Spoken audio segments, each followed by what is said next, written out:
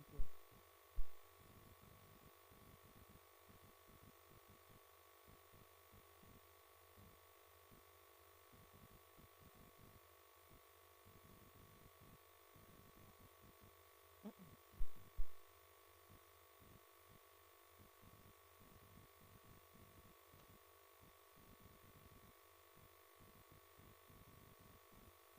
On the news tonight, stakeholders enjoined to support women and girls' education to check gender-based violence. State government says it will work towards lasting peace in communities experiencing crisis. Edo Governorship Election Tribunal receives 7 petitions against Governor Okpewolo's victory. Abroad, South Korean authorities imposes travel ban on President Yoon Suk Yeol. Hello, good evening. Compliments of the season. Thank you for joining us on Delta Television News tonight. My name is Onome Iyarowe. The need for proper education and economic empowerment of women and girls has been re-echoed. The wife of the state governor and founder Umata Charity Foundation, Deaconess Tobore Oborewori, stated this while declaring open a symposium organized by the Ministry of Women Affairs, Community and Social Development to mark this year's 16 days of activism against gender-based violence. Esther Opota reports. Deaconess Tobore Oborewori, who was represented by the wife of the state deputy governor, Ezinne Catherine Onyeme, said this year's theme, Towards Beijing Plus 30, Unite to End Violence Against Women and Girls, was a reminder to an enduring legacy of the 1995 Beijing Declaration and Platform for Action, adding that it sets the stage for global efforts to achieve gender equality and empower women and girls. She, however, decried persistent cases of gender-based violence, GBV, and proposed more legislative action, community engagement, support system, empowerment for women and girls, partnership and collaboration. Deaconess Oborewori urged all to unite in the fight to end gender-based violence. Severely affecting women and girls worldwide, whether through physical abuse, sexual exploitation, forced marriages, or harmful traditional practices. It is a silent epidemic that robs individuals' dignity, security, and opportunities.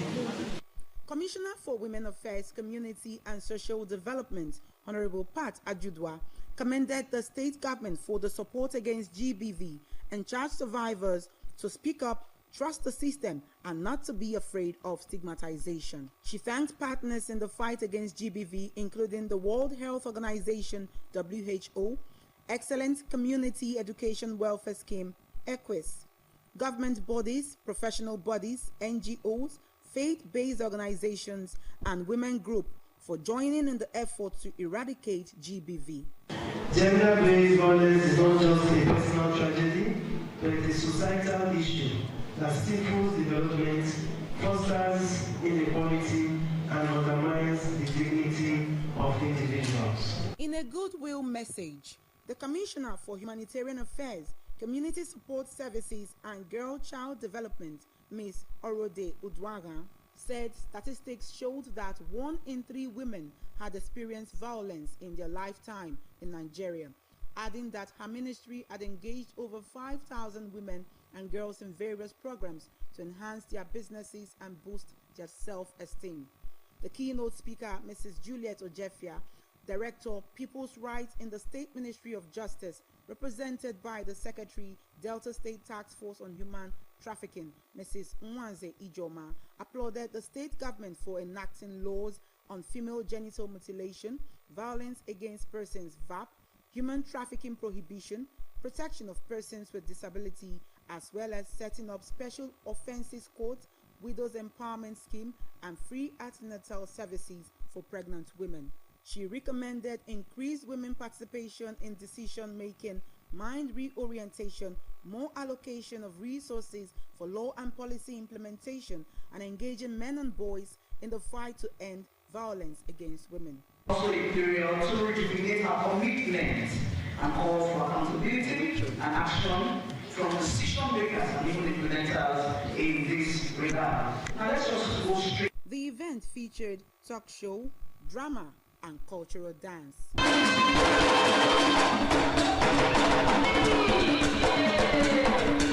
Award presentation to the wife of the state governor, Deaconess Tobore Oborowori, the wife of the immediate past governor of Delta State, Dame Edith Okowa, the Commissioner for Women Affairs, Honorable Pat Ajudwa, among other advocates in the fight against GBV.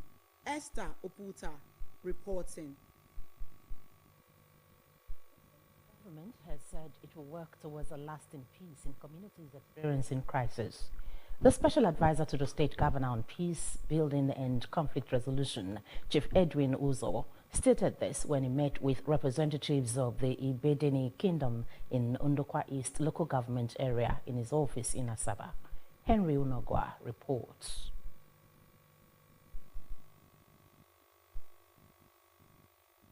Chief Uzo said the meeting followed a petition to the state government by a group of persons in Ibedeni against the community's President General and his executives over alleged power tussle. He criticized some members of the community for failing to attend the meeting, adding that the state government would always give fair hearing to disagreeing individuals or groups. The special advisor enjoined communities to embrace dialogue in resolving crises. There's a complaint that the President General of the community is taking the powers of the new, who incidentally is supposed to be the regent. And that's why we invited them. Though the President General was not available, but the chairman of the community was there and two of his ESCO members. Chief Uzo condemned the activities of some of the executives of the community union and advised the petitioners to maintain peace. He pledged to invite the President General of the Kingdom, Dr. Zino Whiskey, for a meeting for further hearing on the dispute. And we've advised them to go home and maintain peace, pending Monday next week, where we'll be able to draw the curtain close. Some of the community representatives expressed satisfaction with the meeting and promised to maintain peace in the community.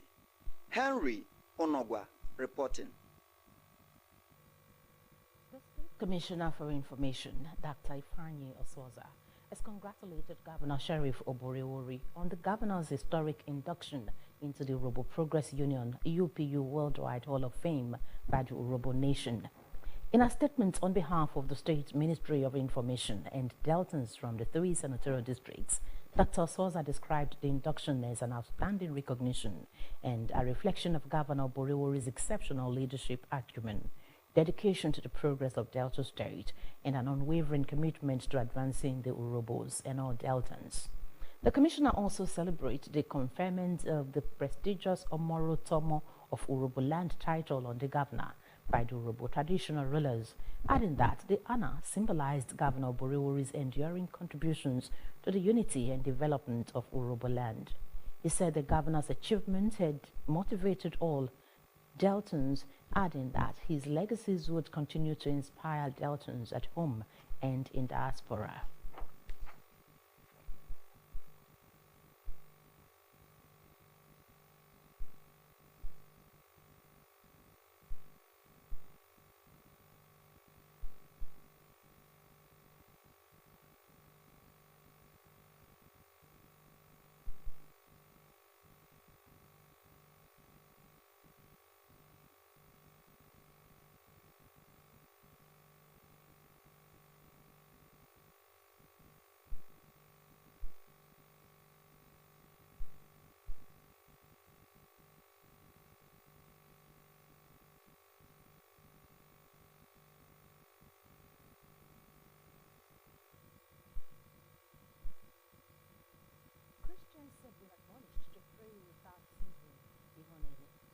Various times. Pastor Sonny Uwebo of the Redeemed Christian Church of God, RCCG, Kenaland Chapel, Asaba, gave the admonition during the Delta Broadcasting Service DBS Asaba Monday prayer meeting. Gift Unosha reports. Pastor Uwebo, who preached on help from God in all times of trouble, using Job chapter 5 verse 19, where God promised to deliver his children in time of trouble and prevent them from all forms of evil. He said Christians must be aware that the days of unimaginable and unexpected things happening, in addition to a generation where the devil has used challenges to rob people of their joy, are here. The Redeemed Christian Church of God cleric enjoined believers not to wait for challenges to come before seeking God's counsel in addressing such challenges, but pray to God at all times, using Psalm 46 verse 1 to further illustrate his sermon.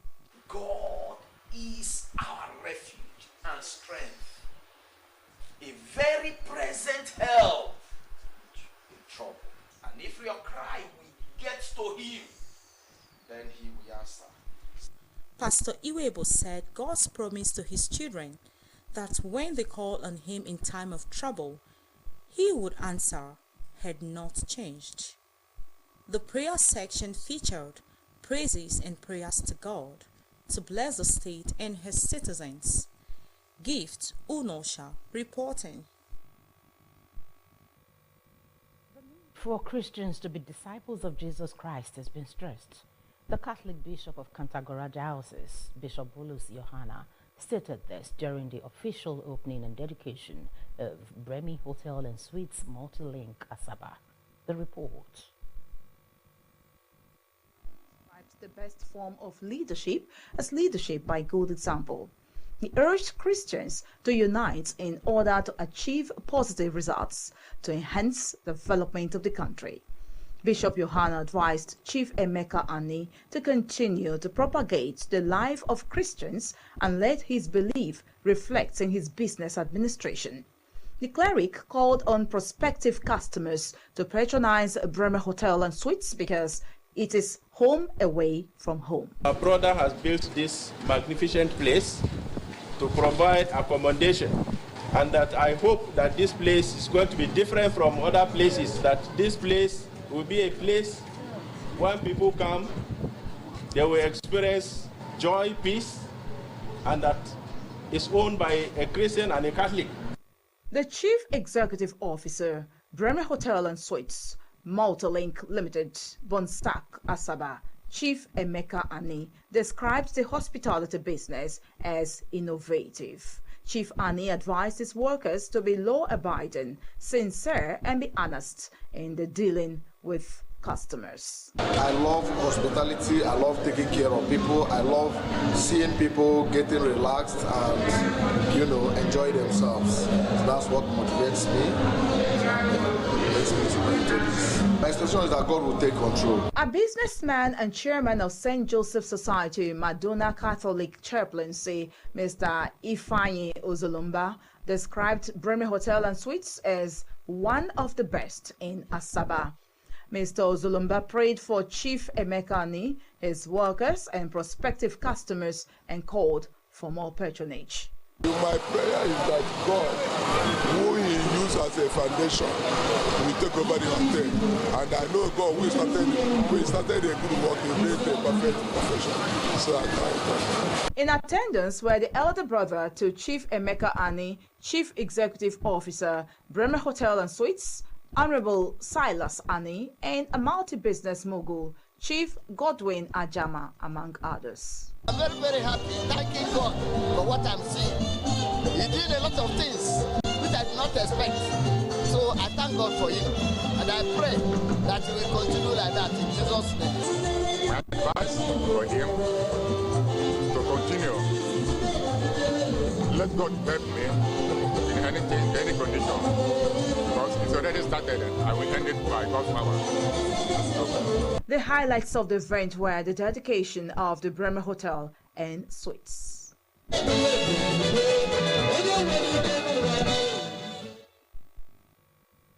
The Senior Special Assistant to Governor Sheriff Oborewori on Media, Mr. Nelson Egwari, has been admitted into the Nigerian Institute of Social Media Analysts, NISMA, as Distinguished Fellow. Mr. Egwari was inducted alongside other distinguished fellows at the third induction and inaugural ceremony of new members of NISMA, held at the Nigeria Police School of Public Relations, Abuja, on Thursday. Keynote speech at the ceremony with theme Navigating the Future, the Crucial Role of AI in the Virtual Society, was delivered by Senator Ali Ndume, who represents Borno South Senatorial District in the Senate. In his address, President of the Nigerian Institute of Social Media Analysts, DIJ Frank Umba, represented by Provost of the Nigeria Police School of Public Relations, retired CP Dr. Emmanuel Ojukwu, congratulated the inductees on their admission to the Institute and urged them to champion and sustain ethical social media practice in line with the Institute's corporate governance code. Also inducted as associate members were Daniel Bayabon and Christopher Odama, who are both special assistants to Governor Borewori on new media.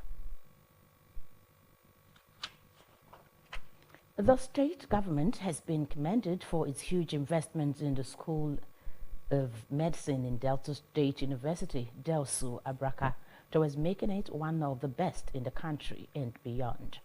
The Vice Chancellor of the university, Professor Samuel Asaba, gave the commendation at the swearing-in and oath-taking ceremony of the 16th set of qualified medical doctors held in the boardroom of the College of Health Sciences in the school premises.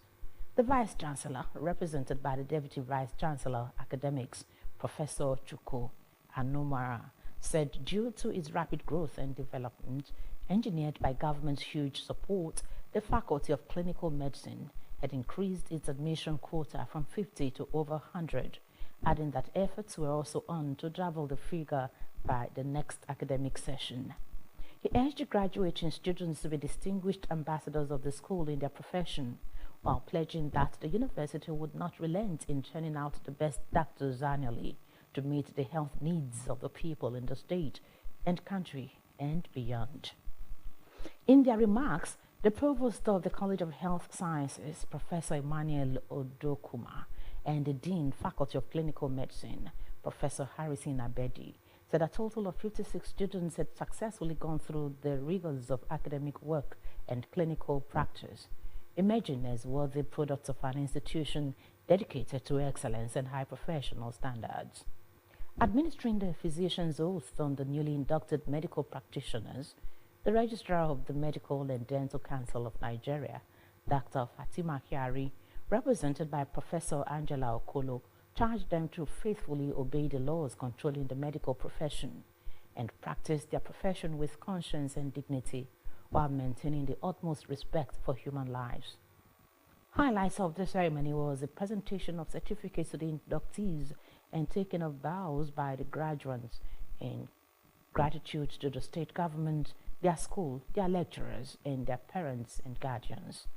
Some of the inductees, including Dr. Efe Iriemogare and Dr. Gideon Mwemifo, promised to use their medical knowledge in service to humanity without discrimination.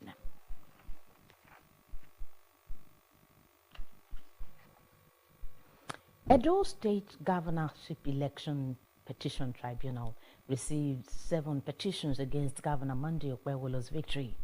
The Edo Governorship Election Petitions Tribunal, which began sitting in Benin, is to hear 7 petitions challenging the victory of Governor Monday Okpewolo in the September 21 poll. The petitions were submitted by the People's Democratic Party, PDP, and 6 other political parties. The other parties, according to the course list, are the Accord List, or the Accord Party, Action Alliance, Social Democratic Party, Allied People's Movement, Action Democratic Party, and Zenith Labour Party. In his inaugural address, Justice Wilfred Bochi, chairman of the 3-member panel, canvassed for the cooperation of all parties in the case, particularly the legal representations. Justice Bochi lauded the calmness in the courtroom, but raised concerns on the influx of party supporters into the premises. The National Agency for Food and Drug Administration and Control, NAFDAC, has cautioned open drug marketers against selling substandard drugs. The Director General of NAFDAC, Professor Mojisola Adeyeye, issued the warning in an interview with journalists in Abuja. Professor Adeyeye noted that open drug markets located in Kano, Aba, Onitsha, and Lagos sometimes aided the sale of substandard drugs. She recalled that in the past, the control of patent medicine dealers was relieved from the Pharmaceutical Council of Nigeria, PCN, leading to an influx of fake drugs in the country. The NAFDAC Director General said patent medicine dealers and open drug marketers took PCN to court for nearly 10 years to continue their illegal activities and removed regulations. She said, however, the matter took a turn when the intervention of a judge who ruled in favor of PCN on February 16. Professor Adeyeye stated that NAFDAC and PCN have upscaled their activities to protect Nigerians from bad medicines. She noted that open drug marketers had been relocated to the Kanawa Coordinated Center in Kano, but cautioned them against selling substandard products.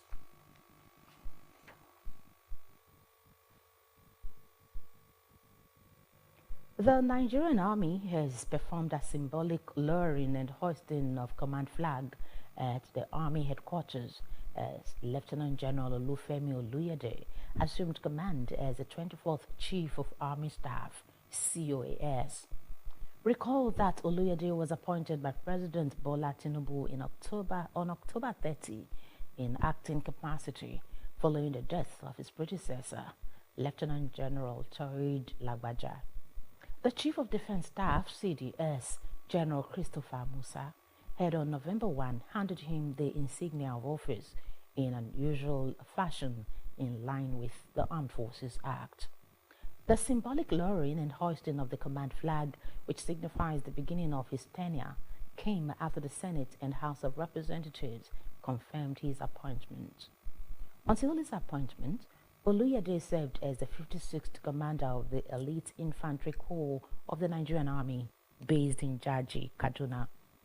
The 56-year-old Oluyede and Lagbaja were housemates and members of the 39th Regular Course of the Nigeria Defense Academy, NDA. He was commissioned as second lieutenant in 1992, effective from 1987, and rose to the rank of Major General in September 2020. The federal government has said it is committed to addressing the concerns of women and youth in Nigeria. The Minister of Women Affairs, Honorable Iman Suleiman, stated this in Kano yesterday during an empowerment program for 1,000 women and youth in the area. She described the initiative as a powerful demonstration of collective effort towards uplifting women and youth, stressing that any society that overlooks women and youth risks stagnation. Honorable Suleiman noted that President Bola Tinubu's renewed hope agenda had inspired optimism nationwide, with the appointment of 9 female ministers in his cabinet standing out as a significant milestone for gender inclusion and equality. The Women Affairs Minister, who was accompanied by the Minister of Youth Development, Mr. Ayodele Olawande, visited the Muhammadu Buhari Specialist Hospital, Kano, where she empowered women receiving treatment for different kinds of in the medical facility with cash and some items. The Speaker of the House of Representatives, Honorable Abbas Tajuddin, said today that the vast potential of Nigeria's petroleum sector has been severely hindered by inefficiencies and outdated regulatory frameworks. Addressing members of the House petroleum-related committees at a workshop on legislative measures for realizing the mandate of the Nigeria Upstream Petroleum Regulatory Commission, NUPRC, Honorable Tajuddin emphasized that the petroleum sector has long been the backbone of Nigeria's economy, significantly contributing to the GDP and serving as the main source of foreign exchange earnings.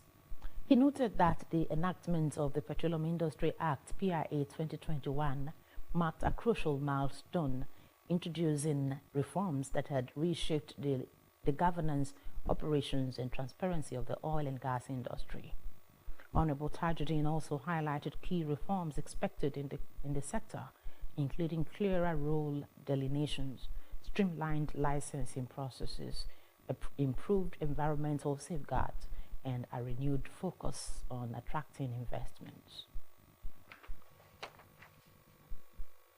The Chief Justice of Nigeria, CJN, Justice Kudirat Kekere-Ekun, today warned that there will be consequences for anybody who filed frivolous petitions to the National Judicial Council, NJC, against judicial officers in the country.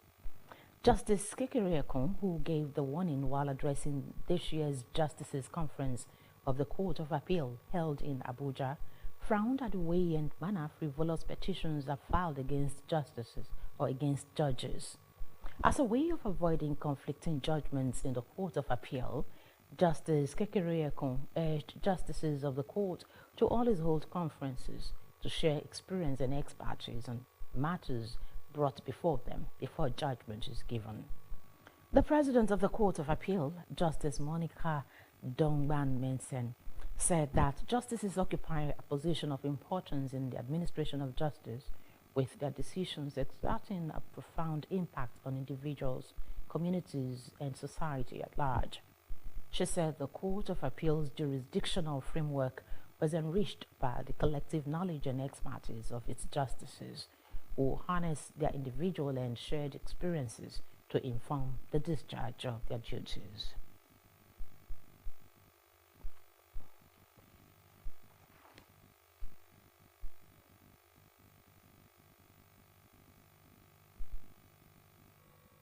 You're watching Delta Television Main News. Still to come, South Korean authorities imposes travel ban on President Yoon Suk Yeol. Details of this and other reports after this short break. Please stay tuned.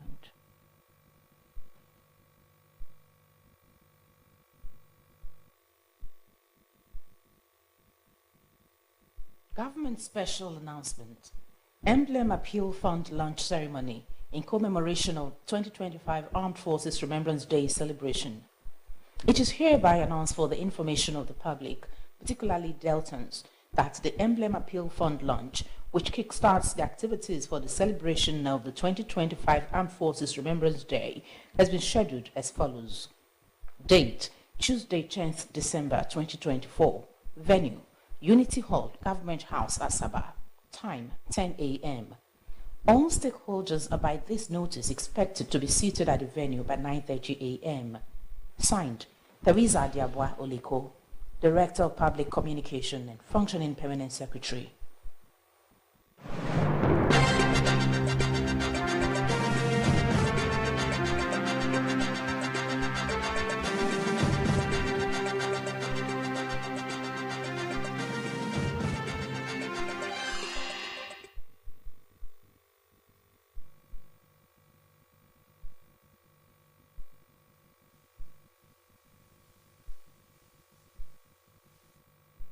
Yoon Suk Yeol, who is under investigation for his short-lived martial law declaration last Tuesday.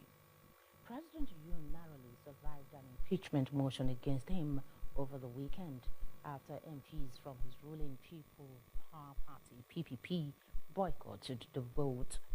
PPP members said they had decided not to support the motion after President Yoon agreed to shorten his term and not get involved in foreign and domestic affairs. However, the opposition Democratic Party, which commands a majority in the parliament, have criticized the deal, with floor leader Park Chung-jae calling it an illegal, unconstitutional second insurrection and a second coup. Tens of thousands of people have come out in protest since President Yoon's short-lived martial law order, calling for him to resign or be impeached.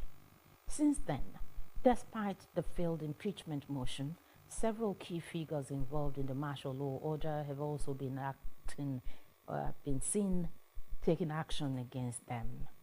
Former Defense Minister Kim Yong-hyun, who reportedly proposed the martial law declaration to the South Korean president, was arrested on Sunday. He had earlier resigned on Wednesday after apologizing and saying he would take full responsibility. United States President Joe Biden has said the U.S. will try to bring home one of the longest-held American hostages following the sudden collapse of the Syrian government. Speaking at the White House, President Joe Biden said the U.S. believes Austin Tice is alive, but they must pinpoint his location in the war-torn country. Mr. Tice, a freelance journalist, is thought to have been taken captive close to Damascus on the 14th of August 2012 while he was covering the country's civil war. On Sunday, rebel fighters seized the Syrian capital in the culmination of a lightning offensive launched 2 weeks ago. Meanwhile, Syrian President Bashar al-Assad has fled the country.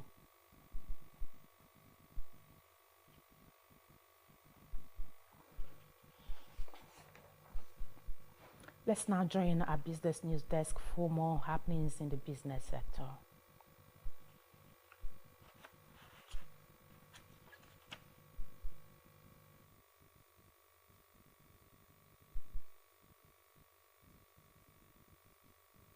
Appreciated by 137.69 naira against the United States dollar within a week following the introduction of the Central Bank of Nigeria's new foreign exchange platform.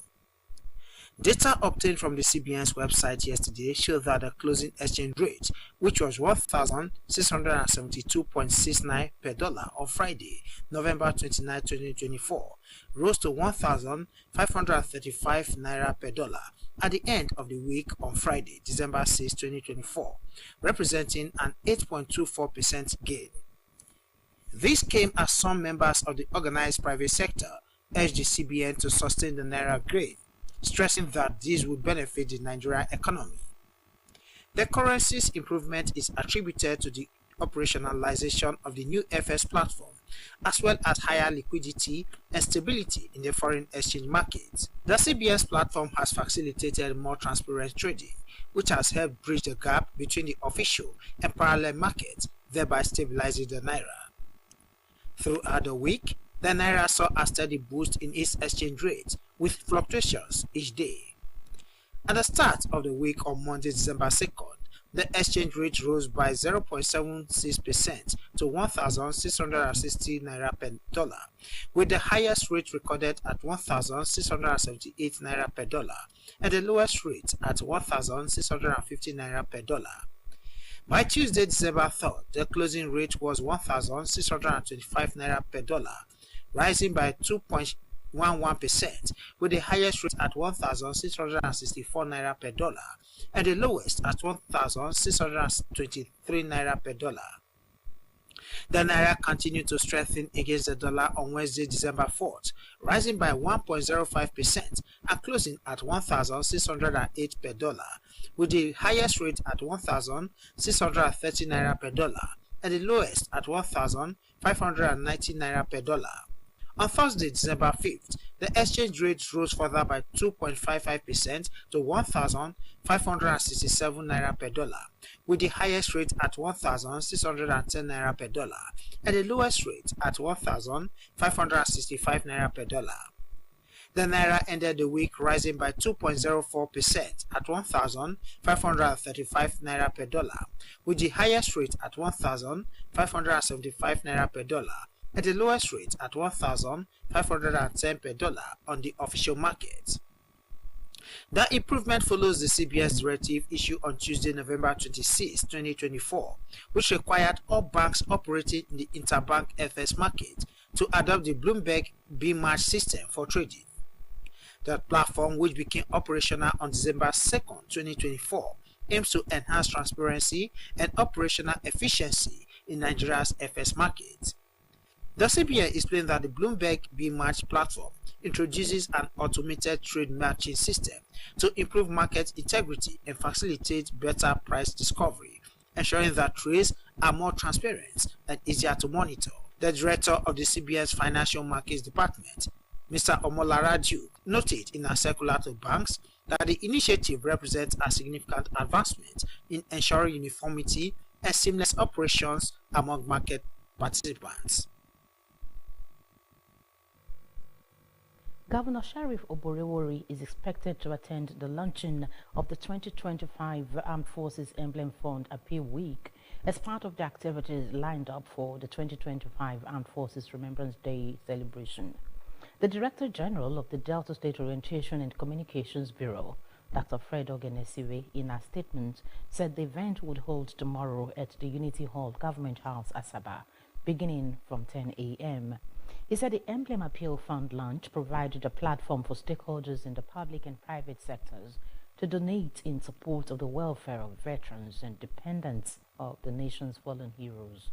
Dr. Ogenesiwe appealed to individuals and groups to attend and donate generously at the Emblem Appeal launch. Guests have been advised to be seated at the venue at 9:30 a.m.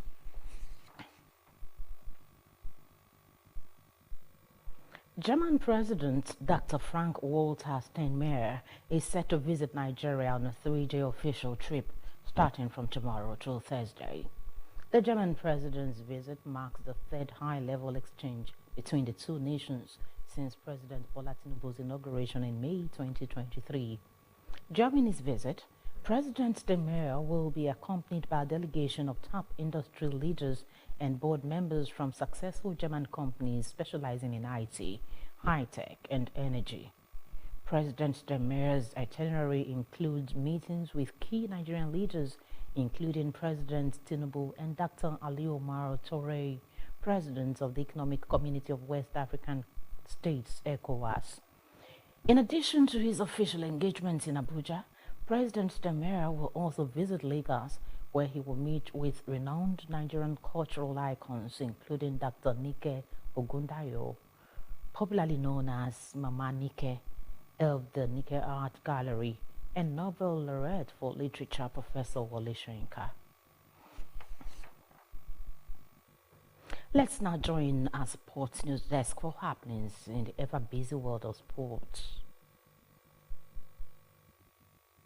Nigeria's quest for a fourth appearance at the African Nations Championship is being taken seriously by players invited to the camp of the Super Eagles B, who continue to sweat it out at the exquisite Remo Star Sports Institute in Ikenne, Ogun State.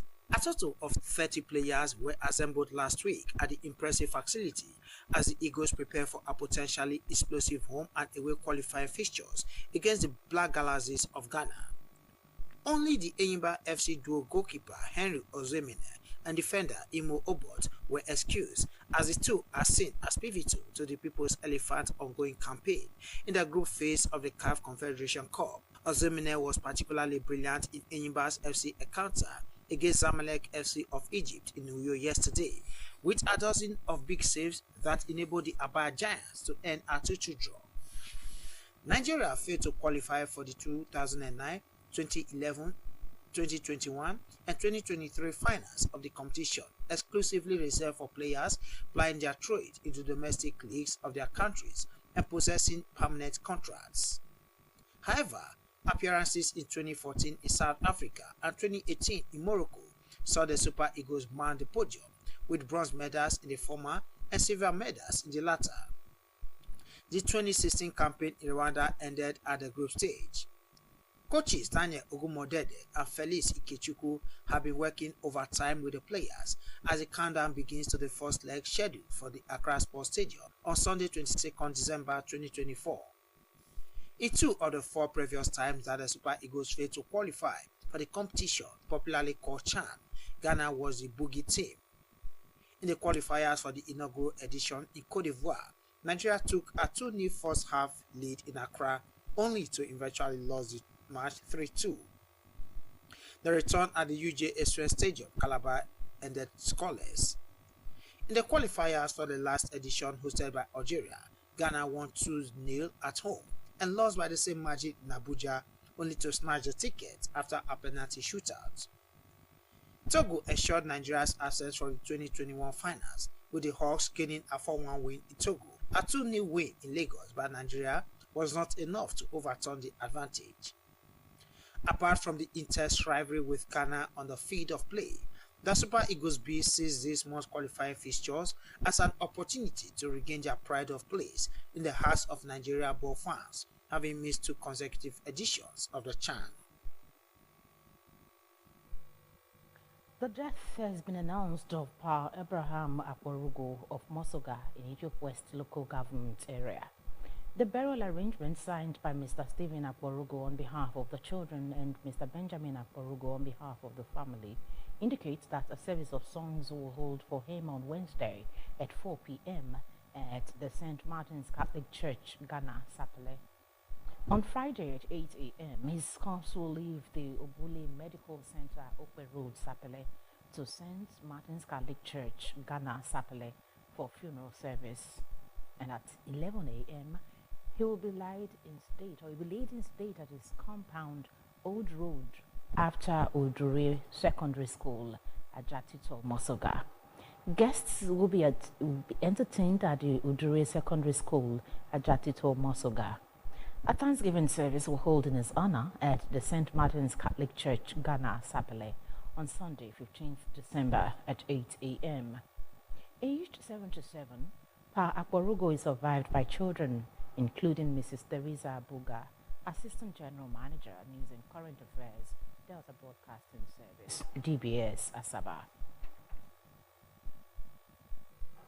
That's our news. Next is the thought for the day. If you have much, give of your wealth. If you have little, give of your heart. And now to end Delta Television main news, here are the highlights.